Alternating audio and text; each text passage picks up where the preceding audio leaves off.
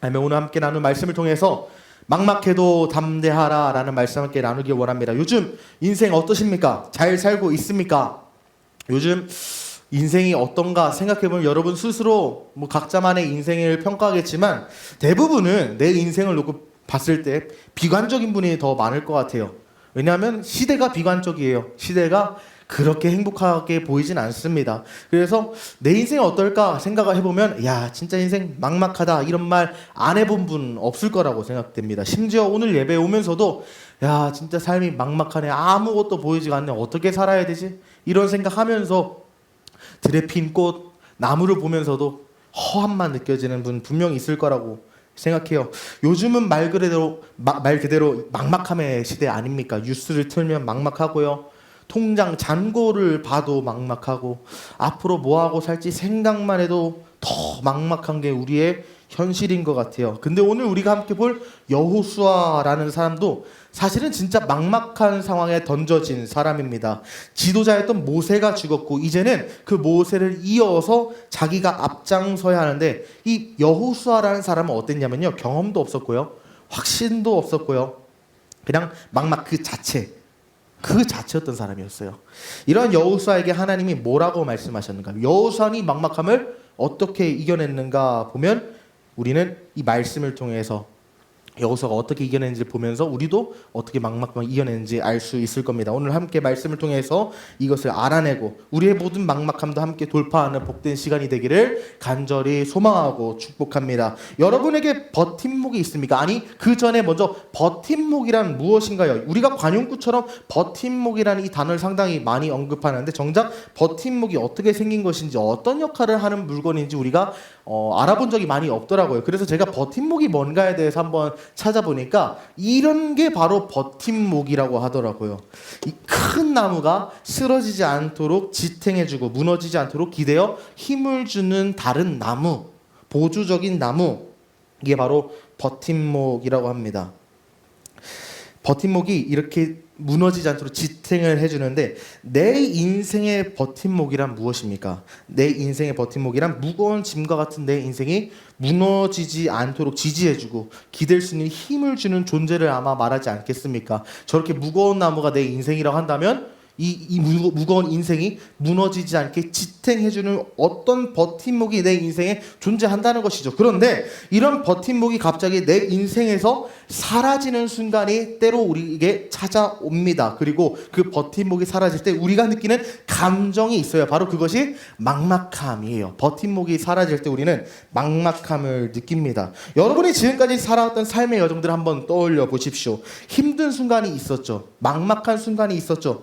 왜 힘든가 생각을 해보면 기댈 누군가가 나에게 분명히 존재했었기 때문에 그 사람에게 기대며 버틸 수 있었는데 내 편이 되어주는 사람이 분명히 존재했기 때문에 내가 조금 더 담대하게 나갈 수 있었던 순간들이 존재했지만 그 버팀목이 사라지는 순간 우리가 있었던 모든 환경은 낯설어지고요, 앞이 보이지 않는 것 같은 막막함 속에 빠질 때가 참으로 많다는 겁니다. 예를 들어 어떤 상황이 있을까요? 제가 설교를 준비하면서 제 인생에서 막막함을 느꼈던, 버팀목을 잃어버려서 막막함을 느꼈던 순간이 언제였을까 한번 생각을 하면서 입력을 한번 해봤어요.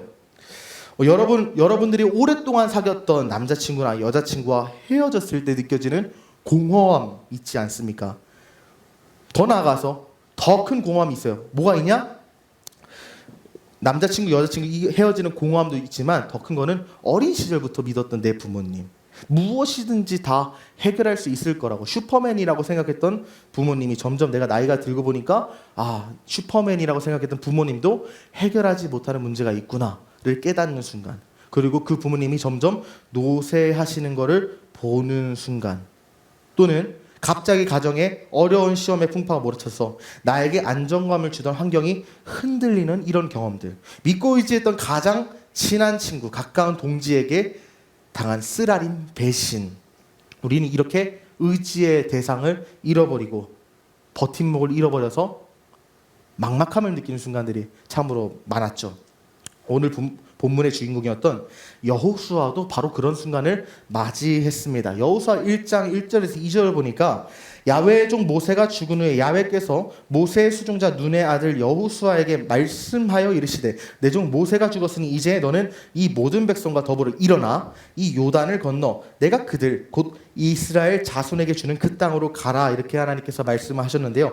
여호수아는 어떤 존재였습니까? 오늘 말씀에서 보니까 모세의 시종이었다 말해요. 쉽게 말하면 모세의 종이었어요. 늘 모세를 통해 하나님의 음성을 들었습니다. 자기가 직접 하나님의 말씀 들었던 자가 아니에요. 모세를 통해 하나님의 음성을 들었고요. 모세의 지도를 따라서 광야 40년 생활을 마치고 약속의 땅 앞에 도달한 그였어요. 한치 앞도 보이지 않고 어디로 가야 할지 무엇을 해야 할지 아무것도 모르는 그 광야 위에서 하나님의 음성을 대신 듣고 그를 인도하던 모세는 여호수아에게 있어서 절대적인 버팀목이자 의지의 대상이 될 수밖에 없었습니다.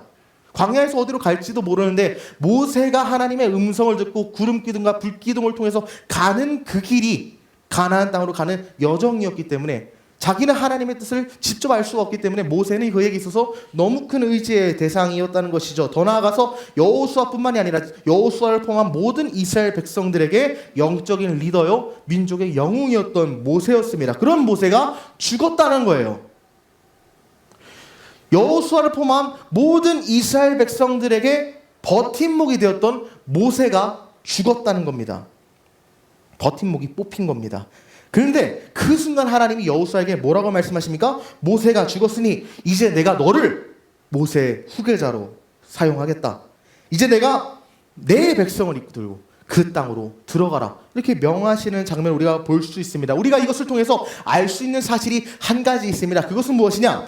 홀로 설 때 비로소 하나님을 만나게 된다는 것입니다. 여호수아는 항상 모세 곁에 있었습니다. 모든 결정은 모세를 통해 이루어졌고 여호수아가 지금까지 해왔던 것이라고는 그 모세의 말을 듣고 순종하는 것뿐이었지 능동적으로 자기가 한 것이 아무것도 없었어요. 그런데 이제 모세가 죽었습니다. 아무리 둘러봐도 자기가 의지하던 그 존재는 더 이상 곁에 존재하지 않습니다. 여호수아는 인생 처음으로 혼자 서 있는 것을 경험했던 것이에요. 그 막막함과 두려움의 자리에서 하나님이 여호수아에게 직접 말씀하셨다는 거예요. 지금까지는 모세를 통해서 말씀하셨던 하나님이 의지의 대상이 사라지니까 버팀목이 사라진 여호수아에게 찾아가셔서 이제는 내가 너에게 직접 말하겠다 말씀하십니다. 이 장면이 우리에게 중요한 이유가 바로 여기에 있습니다. 의지했던 것이 사라질 때 비로소 하나님이 직접 나에게 찾아오신다는 거예요. 여러분 혹시 여러분의 인생에서도 그런 순간이 있지 않습니까? 갑자기 관계가 끊어지거나 믿고 있던 사람에게 갑자기 실망스러운 일을 당하거나 든든하던 무언가가 무너져버렸던 그런 순간들이 여러분의 삶에 한 번씩은 존재하지 않습니까? 그때 우리가 막막하죠. 하지만 바로 그때 하나님께서 우리에게 원하시는 건 무엇인가? 하나님께서 내가 힘들고 고통스러울 것을 알면서도 버팀목의 제거를 허락하신 까닭이 무엇인가? 바로 내가 이제는 너를 직접 만나겠다. 그 말씀을 하시는 순간이라는 거예요. 우리가 어떤 것을 버팀목으로 여기고 그것에 의존하고 의지한다면 그 자체가 나와 하나님 사이를 가로막는 장벽이 될 수 있거든요. 신앙의 장애물이 될 수 있다고요. 하나님과의 직접적인 교제가 필요한데 우리는 보이는 존재에 기대고 익숙합니다. 보이는 것에 더 의존하게 돼 있어요. 보이지 않는 하나님 찾는 것을 멈추게 돼요. 한국교회 오늘날 왜 타락했는가 보면 보이지 않는 하나님을 의존하기보다 보이는 돈을 의지했고 보이는 권력을 의지한 경우가 많지 않습니까? 인간의 습성이 그래요. 하나님과 나 사이에 뭐가 있으면 그게 보이는 버팀목이라면 우리는 하나님을 의지하지 않고 버팀목을 의지합니다. 다시 말해 버팀목이 우상이 돼요. 예를 들어서 부모님의 신앙을 보고 자라면서 야 나는 그냥 교회나 따라가면 되지 라고 생각하거나 목사님이나 믿음 좋은 사람들의 조언에만 의지한 신앙을 하는 사람 있잖아요. 하나님 음성 따로 구하지도 않고 그냥 내 주변에 믿음 좋은 사람 부모님을 의지해서 신앙생활 하는 사람 있잖아요. 그거는 믿음이 아니라 의존입니다. 하나님은 우리 각 사람과 직접 만나기 원하지 중간에 매개체를 두지 않으세요. 그런데 우리가 그러면서 또 중간에 기억해야 되는 사실이 하나 있어요. 버팀목 자체가 그렇다고 해서 나쁜 건 아니라는 거예요. 버팀목 자체가 나쁜 건 아니에요. 왜 그러냐면 하나님은 우리의 영혼이 성장하고 자라도록 필요한 사람을 붙여주시기 때문에 버팀목 자체가 나쁜 건 아닙니다. 중요한 거는 시기의 문제예요. 시기. 버팀목이 신앙 성장을 위한 도구일 때는 유익하지만 성숙의 때가 되었음에도 그 버팀목에 의지한다면 그것은 성장이 아니라 정체이기 때문이죠.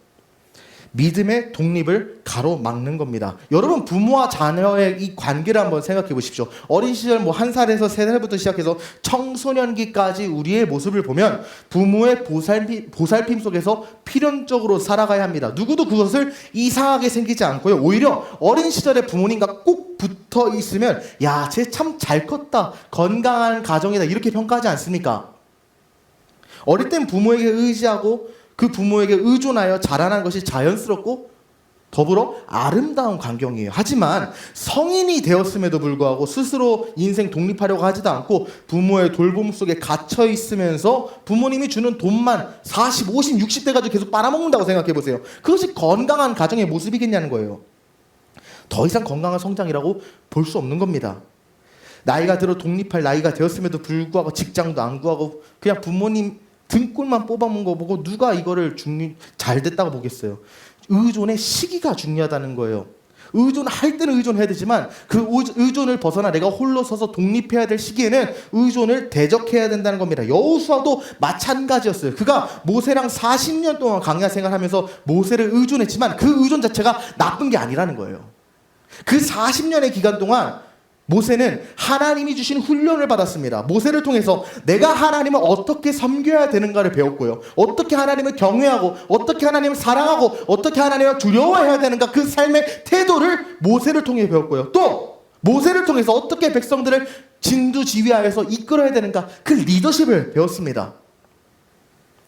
위기의 순간에는 어떻게 하나님의 뜻을 분별하고 어떻게 결정해야 되는가, 몸소 광야에서 배우지 않았겠습니까? 모세 옆에서 배우면서 야, 이렇게 위기의 순간에는 이렇게 믿음으로 하나님에 의존해서 위기를 돌파해야 되는구나 체감하면서 배웠다는 거예요. 하지만 있던 그에게 하나님은 말씀하시는 거예요. 그래, 이제 모세가 죽었지.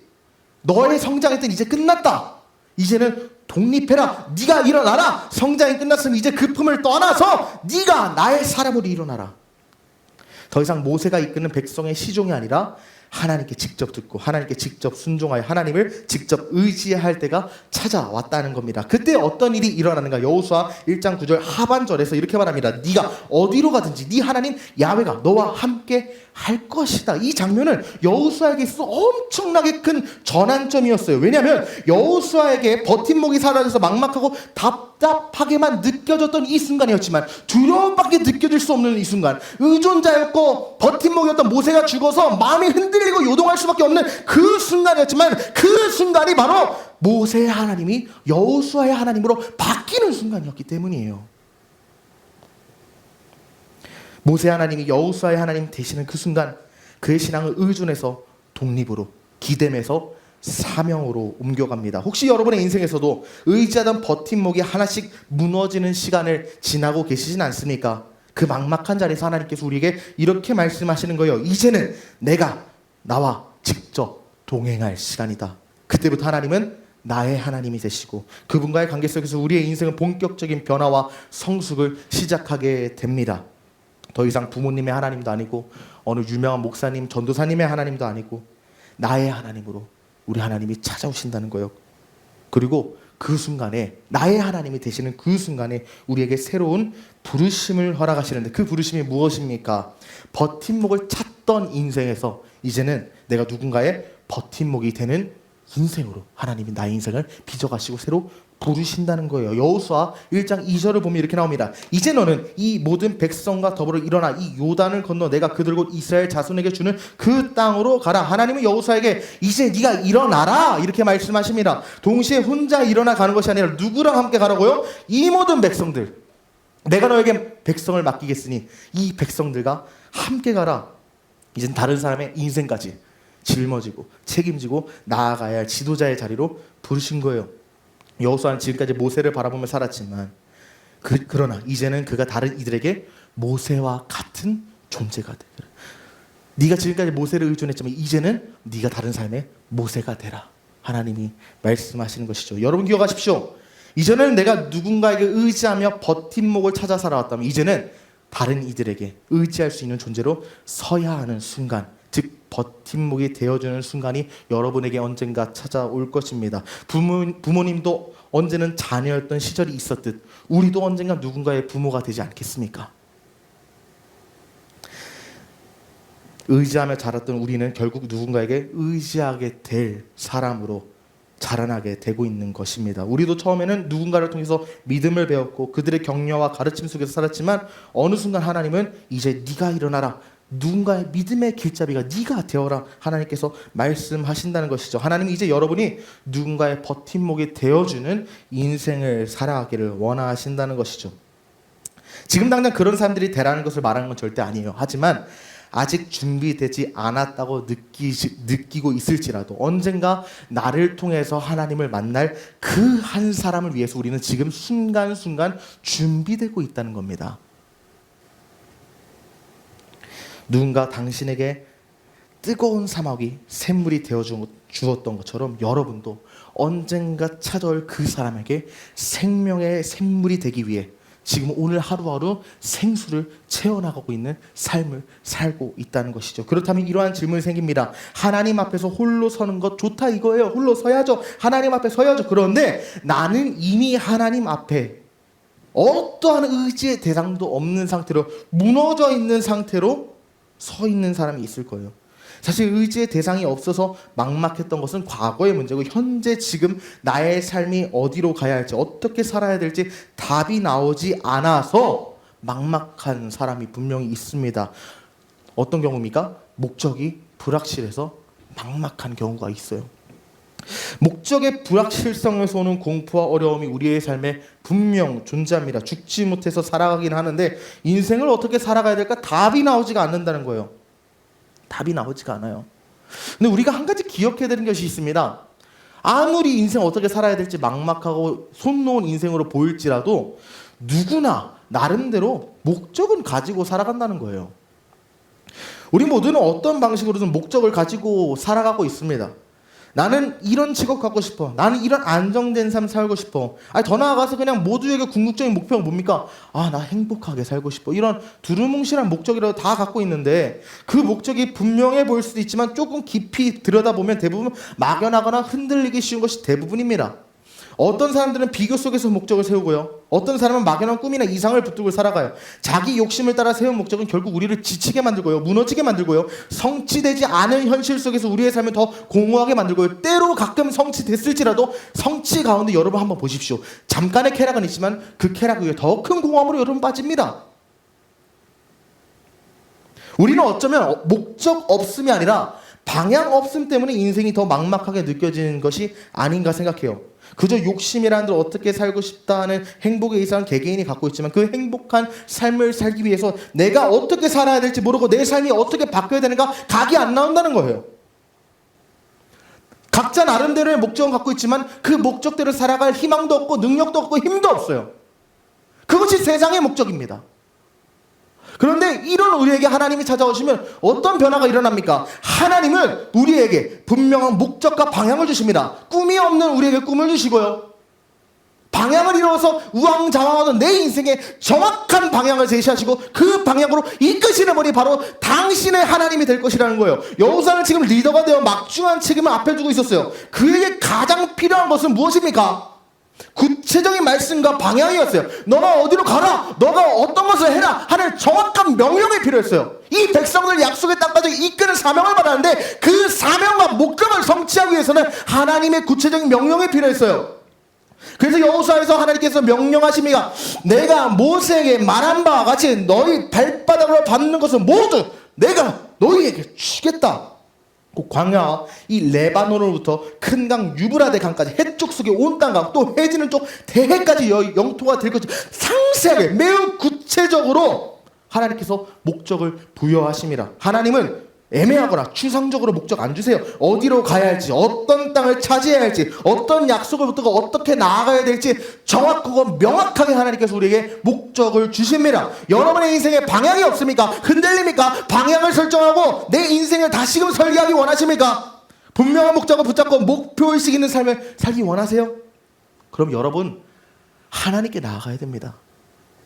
어떻게 하나님께 나아갈 수 있을까요? 말씀 읽고 그 말씀 실천하다 보면 하나님께서 여러분의 인생을 어디로 이끌고 계신지, 어떤 부르심과 목적을 주셨는지 점점 더 분명하고 명확하게 보일 겁니다. 하나님의 말씀을 통해서 내게 꿈과 목적과 비전과 방향을 주신다는 거예요. 성경은 단지 지식을 쌓기 위한 책이 아니라, 종교적인 경험을 위한 책이 아니라 하나님의 뜻을 우리 삶 속에서 알아가는 지도이며 나침판이기 때문에 하나님은 살아 원동력 있는 말씀으로 우리 삶에 역사하신다는 것이죠. 그래서 시편 119편에서 기자가 우리에게 이렇게 말하지 않습니까? 주의 말씀은 내 발의 등이요 내 길에 빛이 된다. 그러므로 여러분이 하나님의 말씀을 통해 꿈을 꿨고 그 꿈을 향해 믿음으로 도전하는 삶을 살기를 간절히 축복하고 소망합니다. 부탁을 드립니다.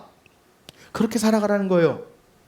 그럼 우리가 또 동시에 알아야 되는 게 있어요. 하나님께서 말씀을 통해서 우리의 꿈과 비전과 목표와 방향을 주시는데 하나님이 주신 목적은 달성하는 것이 아니라는 거예요. 취하는 거예요. 내가 믿음으로 얻는 거라는 겁니다.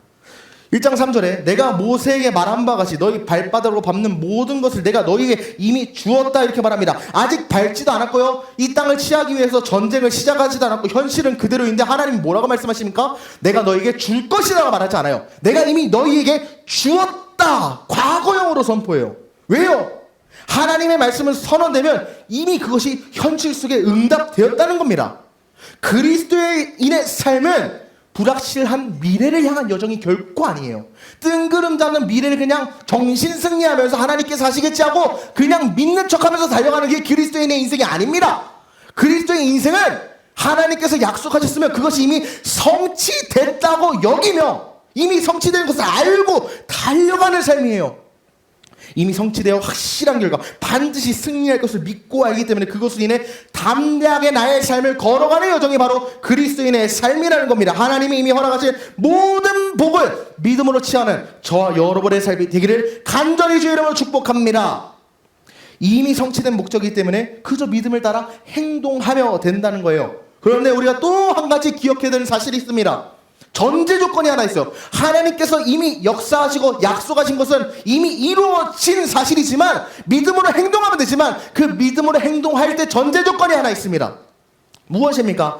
행동하기 전에 먼저 동행이 필요하다는 거죠.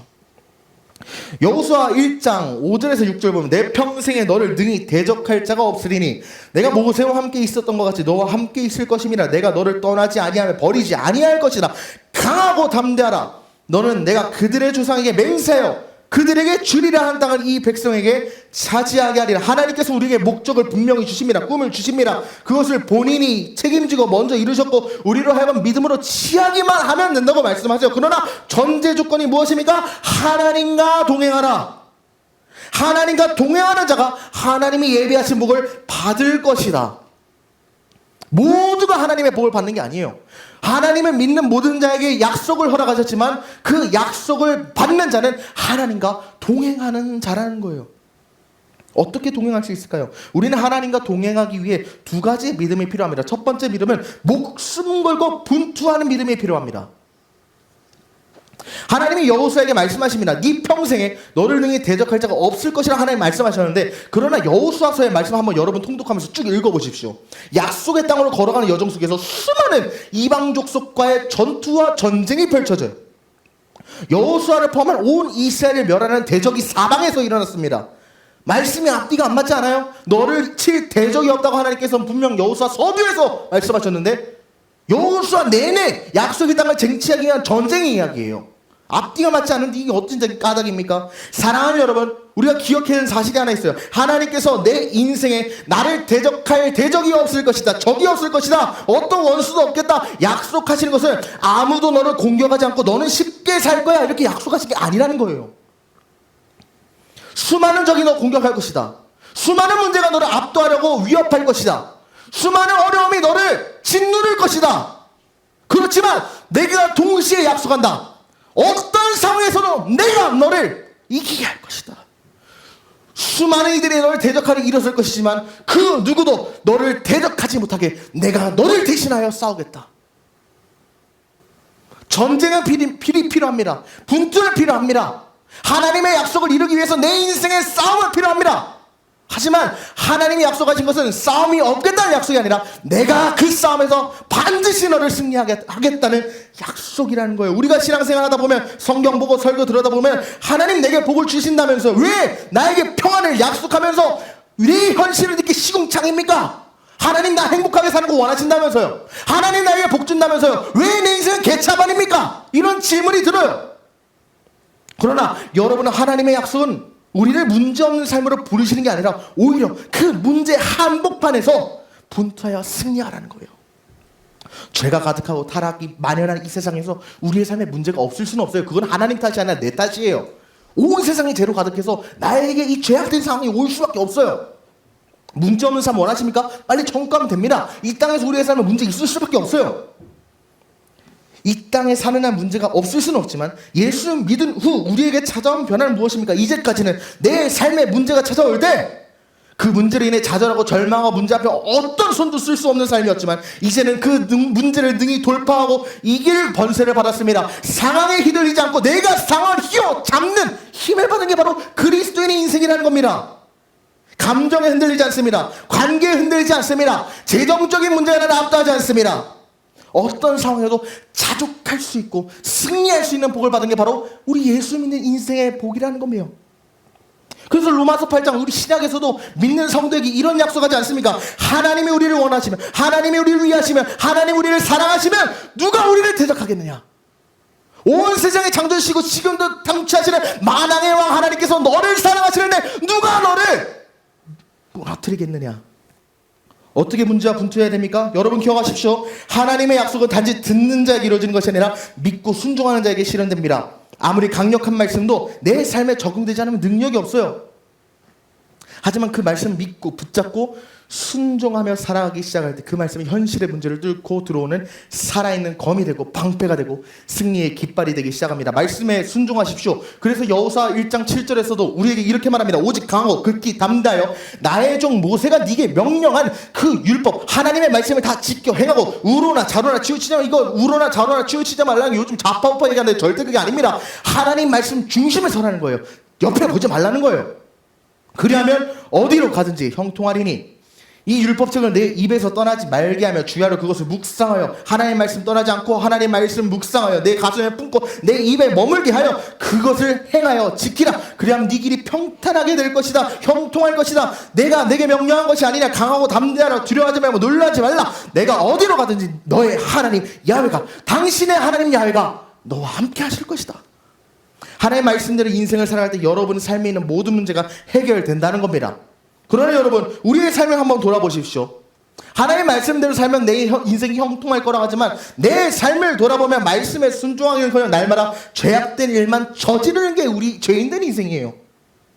말씀으로 문제를 이길 수 있다 하지만 당장 문제가 찾아오면 하나님 말씀으로 무장하기는커녕 감정과 생각이 먼저 나에게 찾아와 나를 먼저 무너뜨리는 게 내 현실입니다. 그런데 어떻게 우리가 하나님 말씀으로 싸워 승리할 수 있을까요?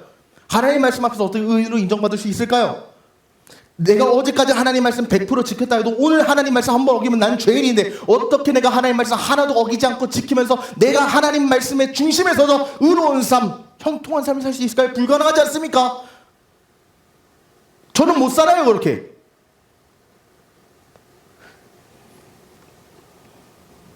율법이 600개가 넘는다고 하는데 이 600개 어떻게 다 지키면서 살아냐고요. 안식일에 가스레인지 불 켜면 그 율법 어긴 겁니다. 난 못 지켜요.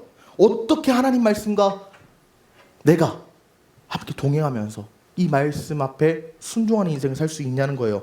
마태복음 5장을 보면 내가 율법이나 선지자를 폐하러 온 줄로 생각하지 말라. 예수님이 말씀하시는데 폐하러 온 것이 아니고 완전하게 하려 함이라 이렇게 말씀하시는데 이 완전하게 한다 했을 때 빌레루라는 헬라어를 사용합니다. 빌레루 이게 완전하게 하다는 거 약간 번역이 잘못됐고요. 원어를 보면 성취하다, 완성시킨다 라는 게 좀 더 완벽한 번역이에요. 그래서 나는 율법을 완성시키러 왔다 예수님께서 말씀하셨는데요. 완성시킨다는 것이 무슨 뜻일까요? 예수님은 이 땅에 인간으로 오신 하나님입니다. 모든 율법의 뜻을 온전히 이루셨고요. 그 율법의 요구, 하나님 말씀의 순종의 요구를 자기 삶으로 다 채우셨어요. 그는 한 번도 죄를 짓지 않았고요. 모든 행동과 동기와 감정과 말과 행동에 있어서 율법의 기준을 하나님 말씀의 기준을 100% 성취하신 분이에요. 이것이 우리에게 어떤 의미가 될까요? 아, 예수님은 하나님이니까 하나님 말씀, 본인이 하신 말씀 알아서 지키겠지. 그런 차원의 의미일까요? 전혀 그렇지 않습니다. 로마서 8장을 보면 왜 예수님이 이 땅에 오셔서 율법을 다 지키셨는가가 나와요. 그것은 율법의 요구가 우리에게서 이루어지게 하려 하심이라. 예수님께서 율법 아래 오셔서 우리 대신 순종하심으로 하나님께서 요구하시는 의로움의 조건을 완전히 채우셨어요. 그리고 놀라운 것은 예수님의 그 완전한 순종이 우리에게 전가된다는 거예요. 그래서 우리에게 필요한 믿음은 단순히 상황을 이겨내기 위한 분투의 믿음뿐만이 아니라 더 근본적으로 결정적인 믿음, 예수님의 순종을 온전히 의지하는 믿음이 필요합니다. 그래서 우리가 분투하는 믿음도 필요하지만 더 필요한 믿음은 목숨 걸고 주님을 의지하는 믿음이 가장 필요합니다. 이것이 여러분이 하나님과 동행하는 가장 큰 비결이에요. 예수님께서 말씀을 완전하게 순종하신 것이 우리에게 전가되기 때문에, 이 전가란 말이 어려운데요. 쉽게 말하면 무엇이냐면 하나님 아버지께서는 예수님이 율법, 하나님 말씀을 순종하신 것을 내 것으로 여기신다는 거예요. 예수님께서 이 땅에 오셔서 인간으로서 하나님 말씀을 다 이루시고 의인으로 칭함을 받으셨잖아요. 의인 자격을 가지셨잖아요. 그 자격을 내 것으로 주신다는 거예요. 그분을 십자가에 내어주셨죠. 근데 내가 갖고 있었던 하나님 말씀 앞에 불법을 행한 거는 예수님이 가져간 거예요. 십자가는 그런 면에서 교환이 일어난 자리입니다.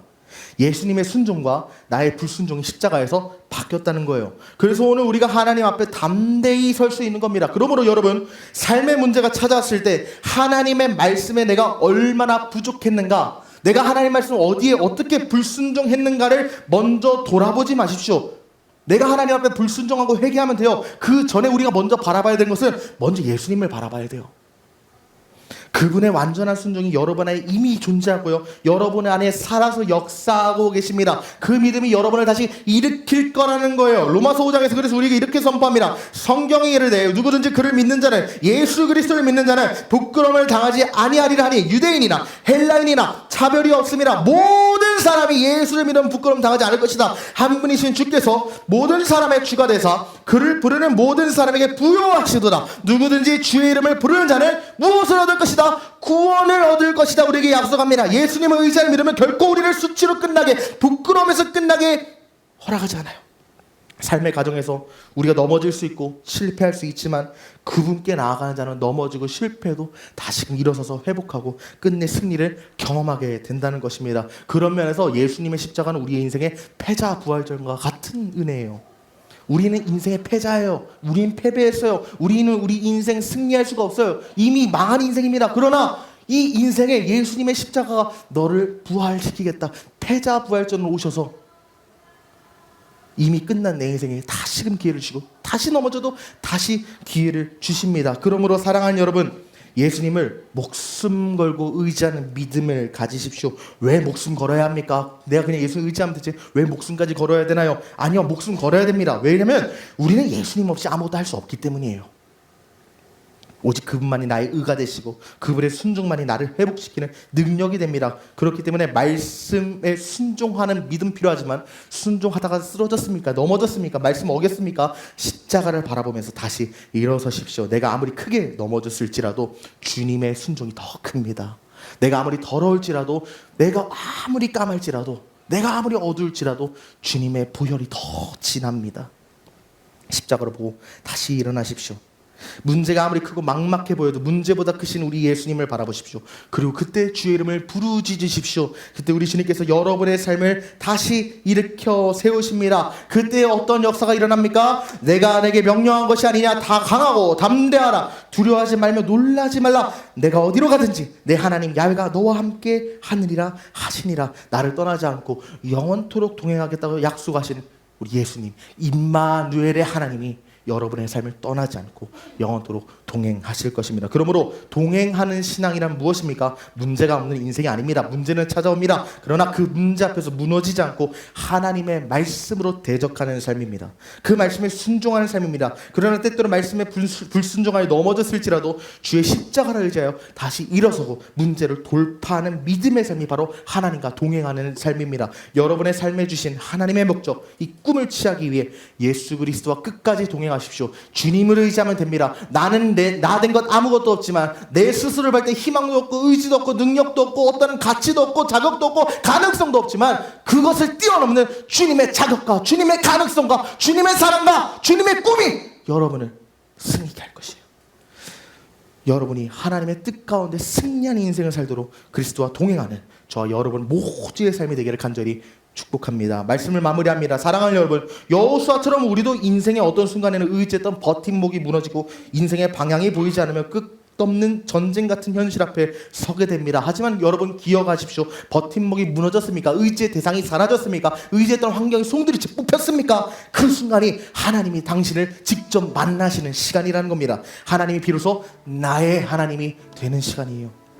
우리는 더 이상 의지했던 존재를 붙들고 사는 인생이 아니라 누군가의 버팀목이 되어주는 사명의 자리로 부름을 받았습니다. 그리고 그때 하나님께서는 믿음을 통하여 분명한 목적과 약속을 주십니다. 주신 목적과 약속을 따라 믿음으로 살아가십시오. 그러나 행동하기 전에 기억하십시오. 하나님은 내가 너와 함께 하겠다고 약속하셨습니다.